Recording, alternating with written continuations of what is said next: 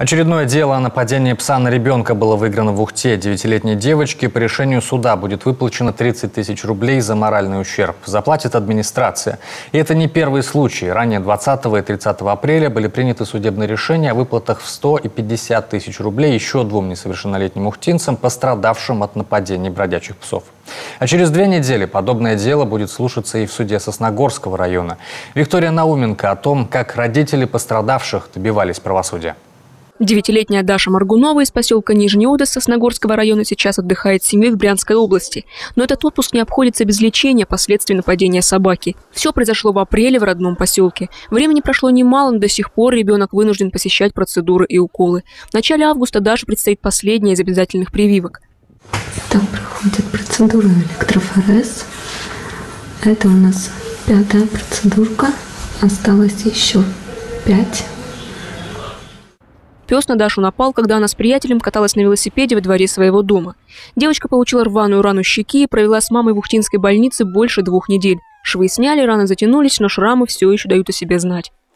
Рана, конечно, дает о себе знать порой. Шрамы краснеют периодически. Место становится таким твердым, уплотненное и не дает лечить, порой ей настолько неприятно дотрагиваться до щеки. То есть она сравнивает с тем, как будто заморозили ей щечку. 13 июля состоится суд по делу о нападении. Но покроет ли компенсация все полученные травмы, мать девочки не уверена. Последствия сказываются не только на физическом состоянии. Даша панически боится собак, стесняется шрамов и почти не выходит гулять со сверстниками. Я когда выходила на улицу гулять на детскую площадку, она недалеко у нас, там гуляли дети, и они у меня спросили, что у тебя на щеке. Я застеснялась и побежала домой, и, получается, я только во дворе гуляю.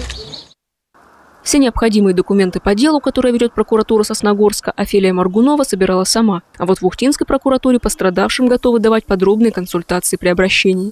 С начала года в Ухте прокуратура возбудила 10 дел по факту о нападении безнадзорных собак. Половина из них на рассмотрении, остальные 5 уже выиграли пострадавшие. Размер компенсации напрямую зависит от характера травм. Так, семье 5-летнего ухтинца с укусами на лице выплатили 100 тысяч рублей. В первую очередь, если гражданин попал в такую ситуацию, на него напала безнадзорная собака, укусила, то помимо обращения в медицинские организации за медицинской помощью, после этого, когда она оказана уже и гражданин уже может самостоятельно, может быть, обратиться в прокуратуру города. Матери пострадавшей ухтинки Алене Полосковой прокуратура во всем шла навстречу. Ее 10-летнюю дочь Диану бродячий пес покусал за руку в январе в микрорайоне Ветлосян. На страх перед собаками компенсация, естественно, не повлияла. Конечно, боится. Вот пришлось принять меры, купила и пугалку от собак. Прокуратура сразу мне, она сама предложила, чтобы я написала заявление.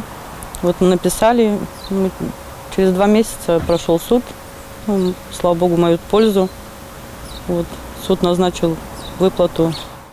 На сегодняшний день в Ухте и соседнем Сосногорске действуют подрядные организации по отлову безнадзорных собак. В Ухте это добрый город. Только за июнь в муниципалитете отловлено 26 особей. Контракт действует с конца апреля до конца сентября.